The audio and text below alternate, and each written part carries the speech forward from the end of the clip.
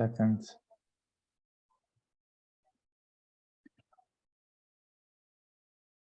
Okay, hello everyone, welcome. It's good to see you again. So today, Professor Heydari from University of Isfahan is going to talk about inverse eigenvalue problems for some symmetric matrices. Professor Heydari, thank you very much for being with us today. Thank you. You may start whenever you're fine. Okay. So may I disconnect my video or? Let's disconnect your video for the sake of the connection. Okay.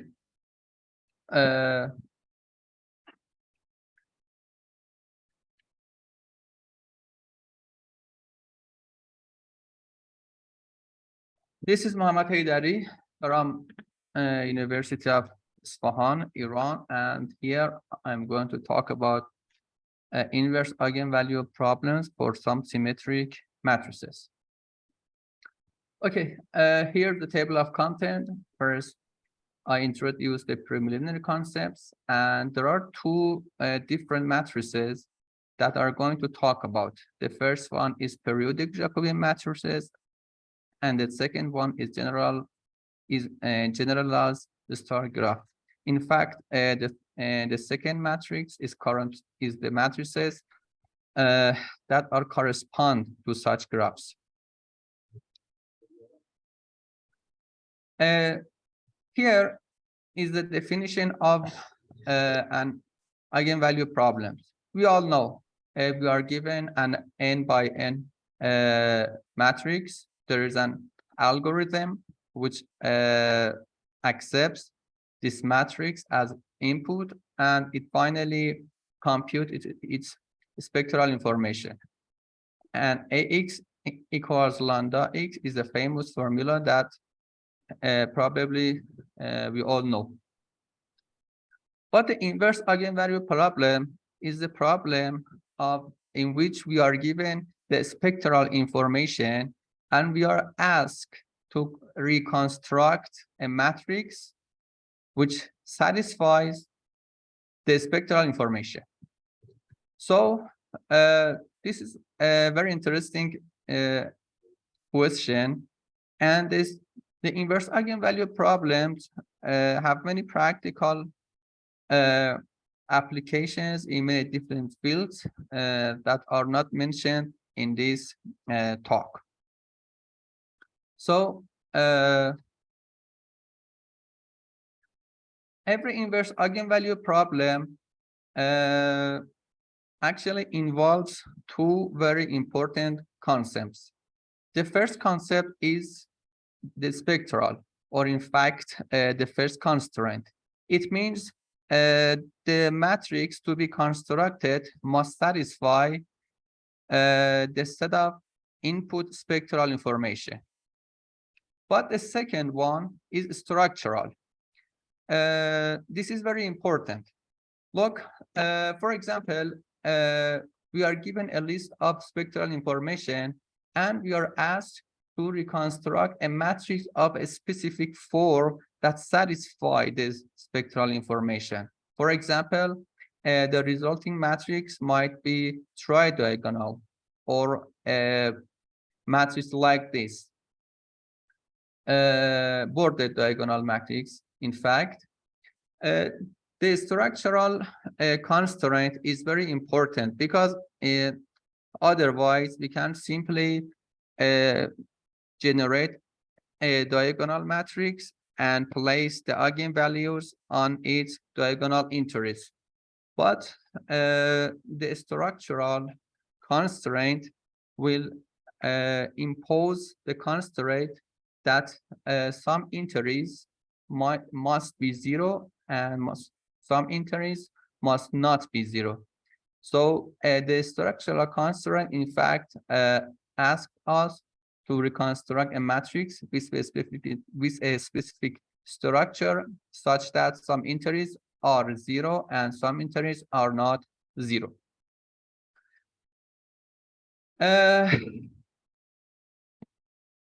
There are many different types of inverse eigenvalue problems.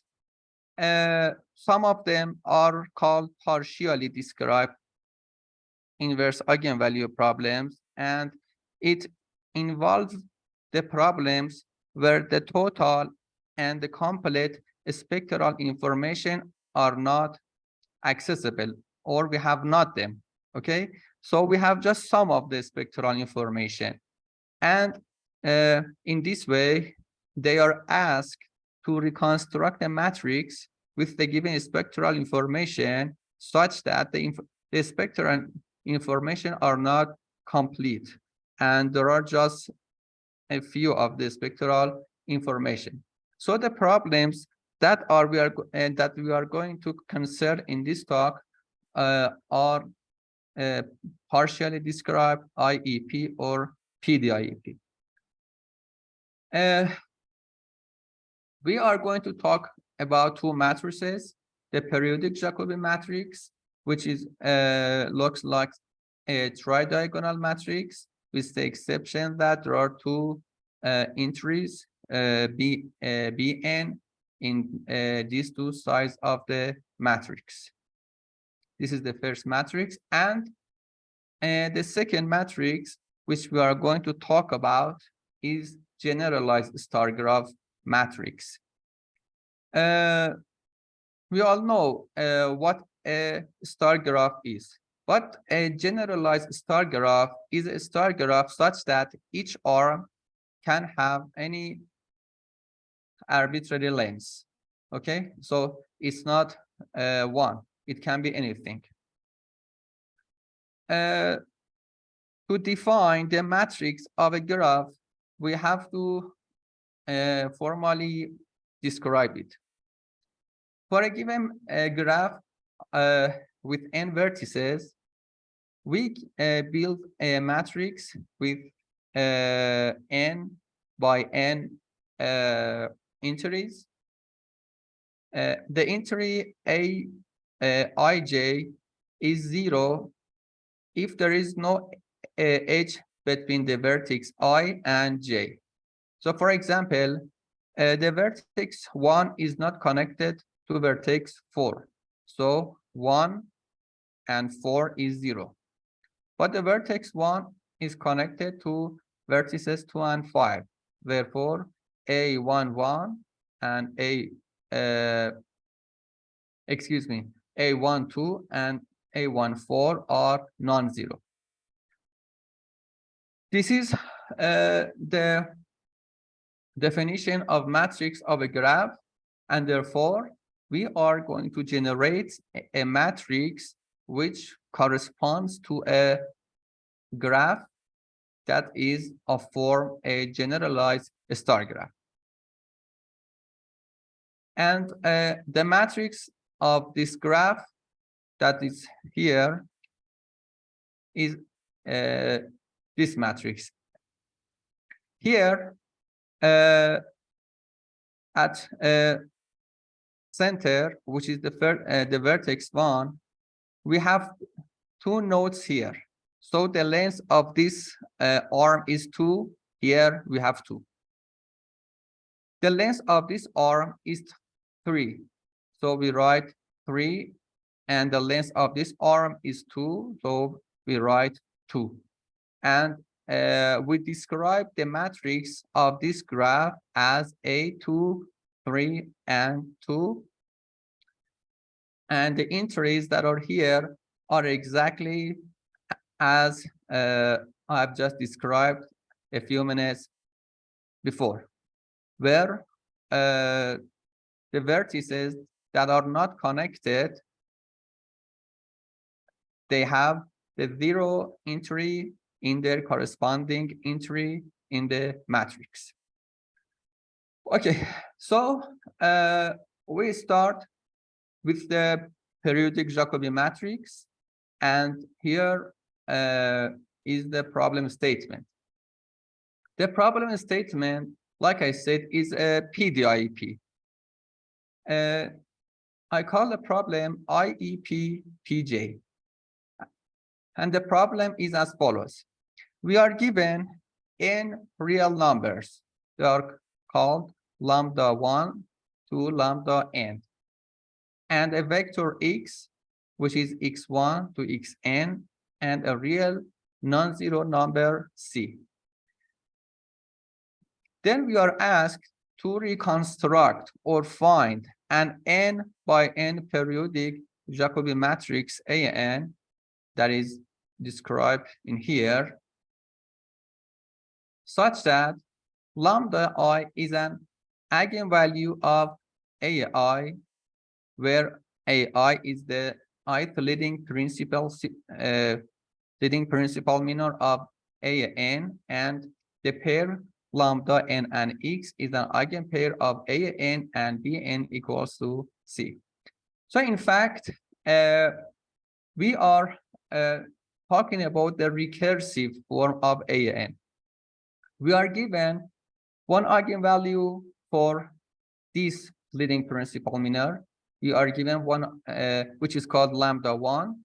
Then we are given one eigenvalue for the second leading principal minor. This is called lambda 2. We are given lambda 3 for the third leading principal minor, and so on to lambda n.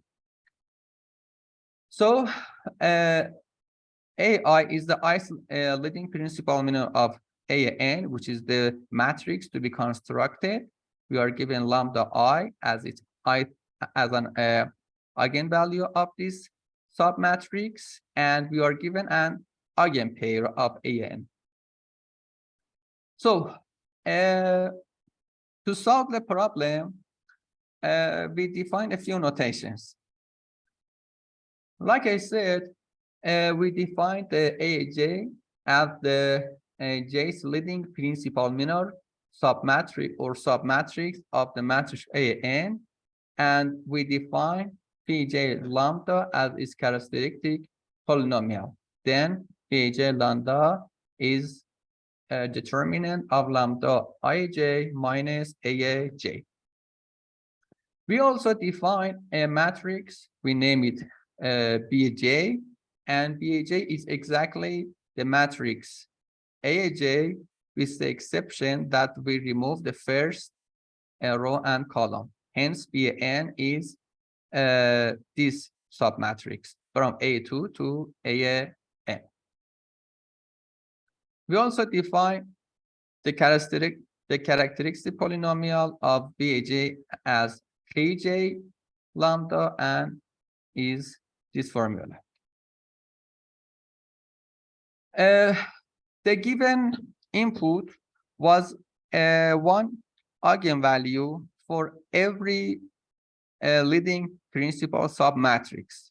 Therefore, to solve the problem, we have to find this Bj lambda formula as a recursive formula, such that it can be actually applicable to solve the problem. So we define Pj lambda as this, and phi n lambda is this formula. There is a lemma, and it states that for I equals to 1 to n minus 1, no two successive leading principal minors of AN have the same eigenvalue. In fact, it states that for any successive leading submatrix of AN, no two successive one have the same eigenvalue.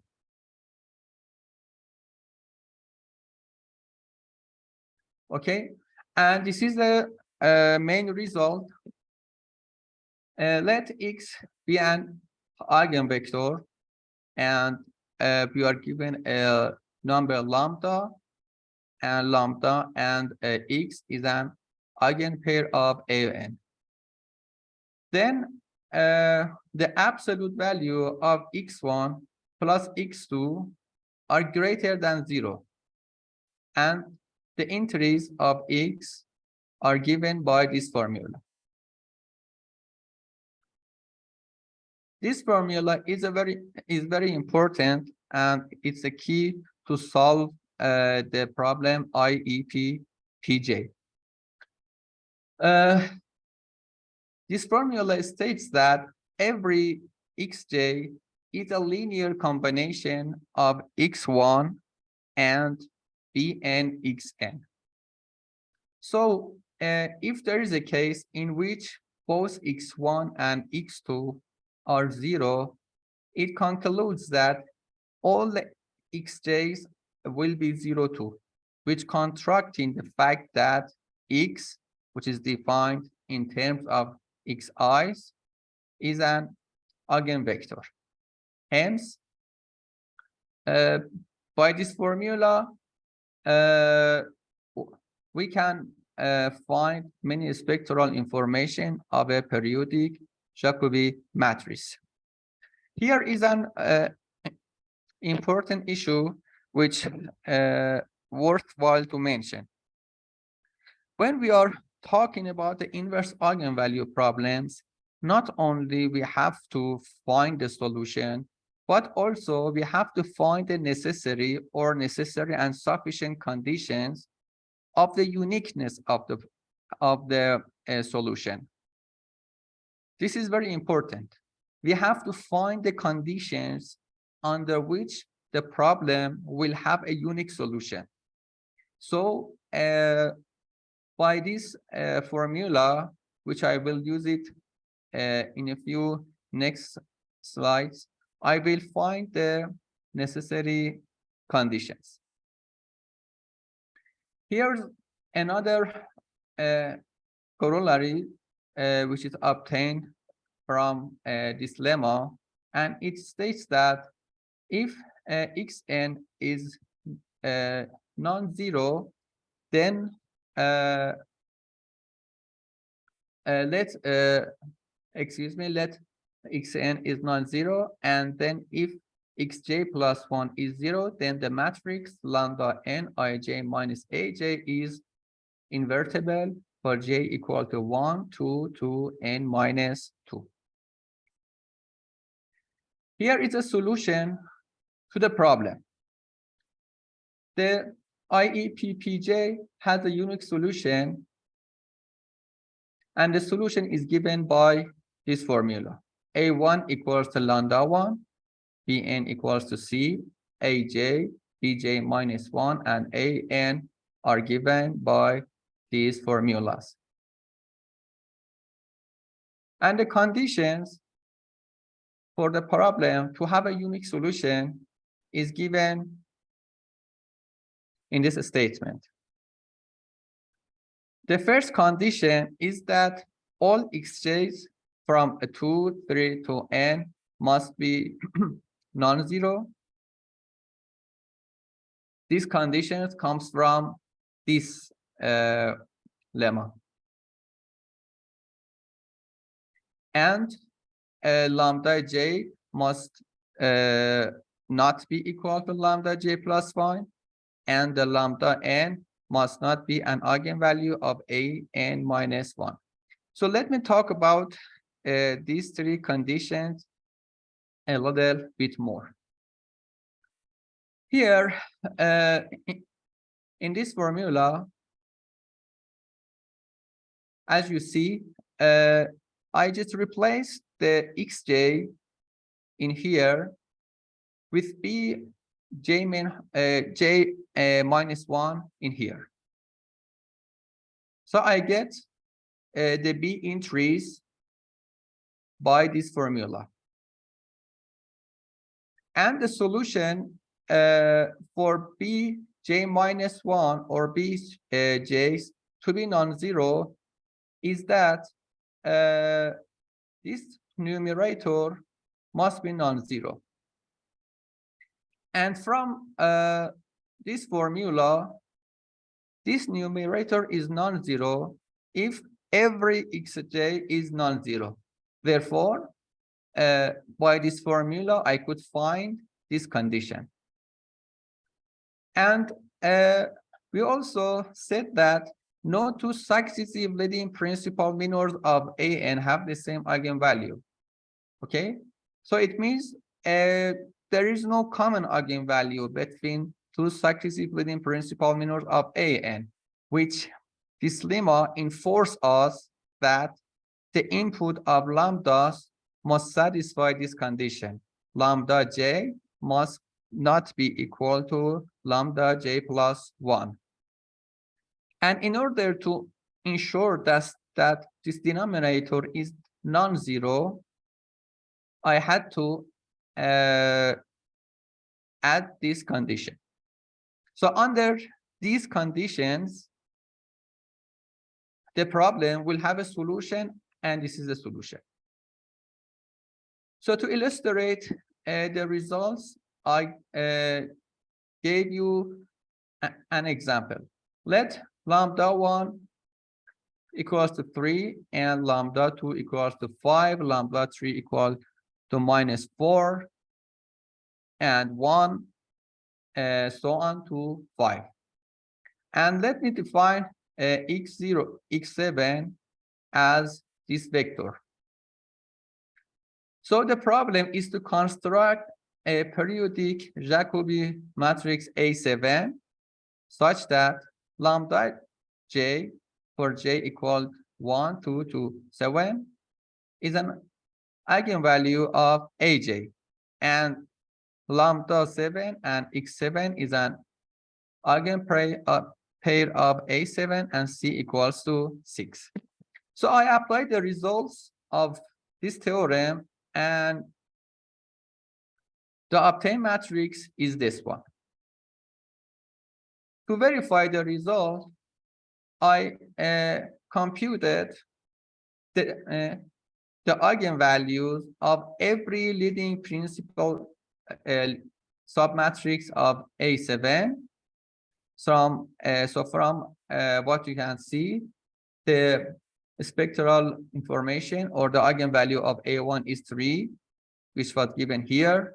For A2, we have 5 here. This is 5. For 3, we had to have -4, and this is -4. Here is 1 and 13. And as you can see, it satisfies the constraint of the problem. And to verify that the eigenpair is right, I computed A7, X7, and lambda 7 and X7. And as you can see, it's true. So this method successfully solved the problem, and here is an example.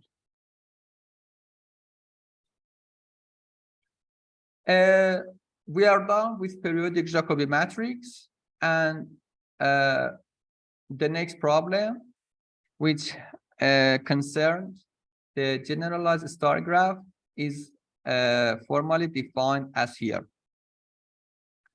Like I said, this is a generalized star graph. This is there is a center, and it has 3 arms with length 2, length 3, and length 2, and is defined as here A2, 3, 2, and this is the matrix. Here is a few definitions. To construct the matrix, we are given a list L of R numbers. The R is the number of arms. Here we have 3 arms, and Ni equals the length of ith arm. So here for the second arm, 3, we have number 3. The matrix that is constructed by this list L is called GS, N1, N2, and NR. And we have a few definitions here. Bj is defined as here, and Saj is defined as this one. So here is the problem that concerns the generalized star graph. I call this problem IEPGS. IEPGS is another PDIEP and is formally defined as here. We are given 2n-1 real numbers, and they are called lambda 1j to lambda j and j. And a list of natural numbers, L equals to n1, n2 to nr with condition. And we are asked to find an n by n matrix AL that is of this graph, which is defined here, such that lambda 1j and lambda jj are the minimum and maximum values of the obtained matrix. So in fact, put it simply, for every leading principal submatrix, we are given two eigenvalues. The first eigenvalue is minimum, and the second one is the maximum eigenvalue. So we have to construct this matrix such that when we are done with it, every leading principal minor must satisfy these extremal eigenvalues information. So here is the, once again, I had to define the characteristic polynomial of the matrix in terms of a recursive relation. So I defined 3j in terms of 3j minus 1 and 3j minus 2.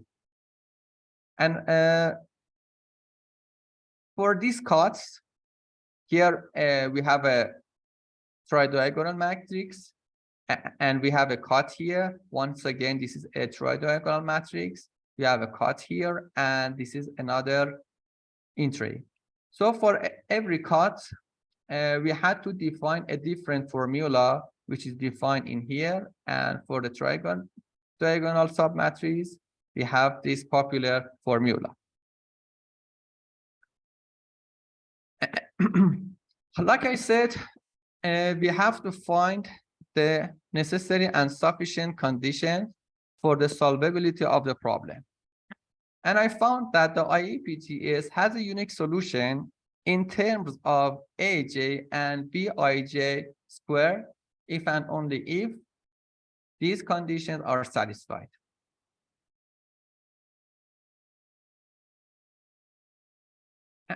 When we satisfy these conditions, we will obtain these results. A1 equals to lambda 1, 1, A2 and B12 squared here and here. For different substructure, I mean the cuts and the tridiagonal part of the matrix, we will have different values for AJ and BIJ squared, and this is the result. So to test the result, I gave these 17 numbers as input and the list L as 3, 2, 3. This list of inequalities is called interlacing theorem. So when we are given a list of numbers, it must satisfy the interlacing theorem. So I rearrange the input to regard this theorem, and I will build the matrix of this graph 3, 2, 3, such that the extremal information will satisfy the matrix constraints. So here is the input set, and when I apply the theorem, I will be given this matrix. So to test the results or to verify the results, I computed the extremal information for every leading principal. So here, this is Here the result. As you can see, 45 is the maximum and the minus 16 is the minimum. Or 21 and minus 13, 21. Or 15.64 and minus 8.83. Here's the result. And it satisfies the problem constraints. Here is a reference of 2 papers that my co-workers and I published in 2019. And thank you very much. I'm here for any Thank you, Professor for the Heydari. question. Any questions, anyone?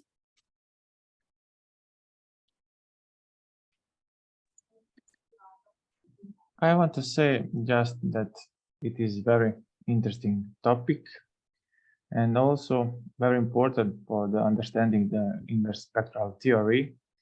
And I think that it is very important for the future PhD students. And I just think that for the future PhD students, it is important to have the more examples with the matrices, for example, 4 times 4 or 5 times 5. That's all. Thank you, Thank you very Nebosha. much. I have questions. So for the first problem, you said there is this matrix Bj, and it's obtained from the matrix A, Bad. right? BJ, yes. Uh-huh. Yes. And you obtain the matrix Bj by deleting the first row and first column of matrix AN. Yes. And then it is the partial inverse problem. So that's why you call it partial, because it's a part of the matrix AN, matrix B. That's why you call it the partial. No, it is called partial because the input set is a partial spectral information of the entire matrix. Bn is just a part of the solution. Okay, it's not important how you solve the problem, but the input set and actually the given spectral information specifies what kind of inverse eigenvalue it is. There are many different types of inverse eigenvalues. For example, non-negative inverse eigenvalue problem. You have to find a matrix with a given structure and with a given spectral information, but the integers must be non-zero, non-negative. Okay, there are many different types. Or quadratic inverse eigenvalue problem that I have published a paper in 2020 in this field, and I recommend the audience who are interested in this field to study the book written by Moody Chu, and he fully described many different types of inverse eigenvalue problems, the practical applications, and this book is really good. This is perfect. It can help people who are interested to study in this field. Okay, can I see the inverse problem for this problem? You define the inverse problem somewhere, but I don't remember the number of the page. Am I correct? I didn't get it once again. So you, what is the inverse problem for this first problem? You define the inverse problem on Yes. somewhere.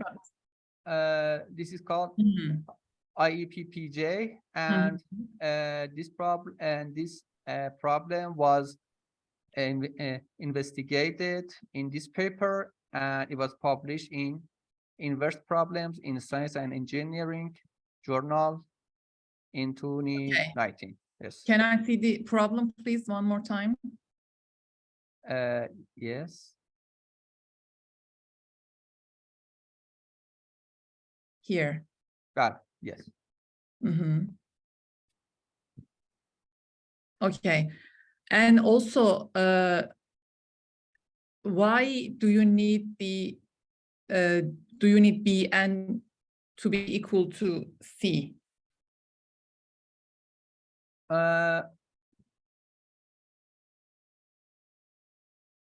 Sometimes we need some additional information, Yeah, right? You Here- don't have the unique solution otherwise.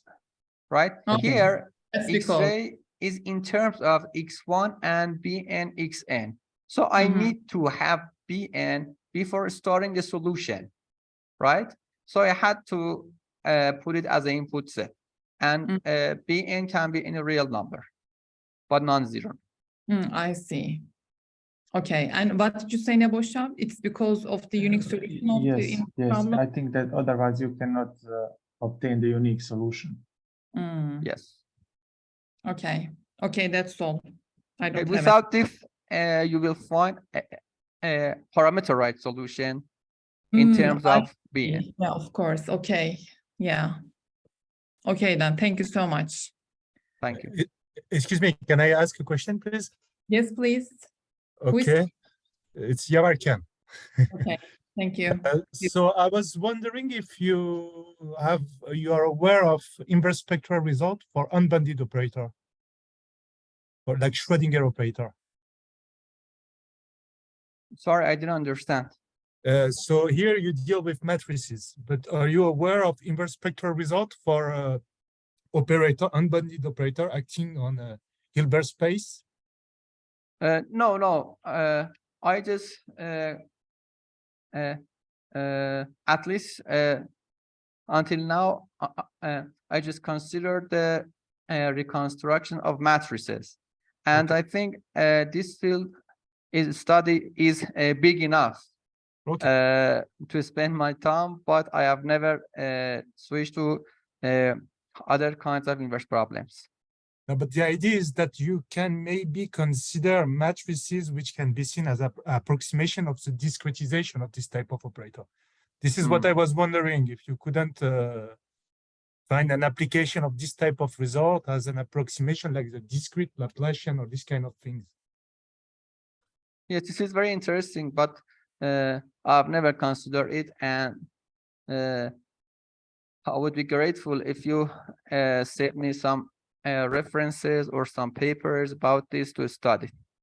Okay, I will try to find. Thank you very much. You're welcome. Thank you. You can find me, and then I can give his email to you if you want. Okay, so no more questions or comments, I guess. Okay, then. Thank you very much for the talk. It was really interesting. And thank you very much for your time, Professor Heydari. Thank you. It was an honor to me to join to this conference and talk about this field in here. Thank you. Thank you very much. Thank you. Okay, everyone. Thanks so much for joining us today. We'll see you next time.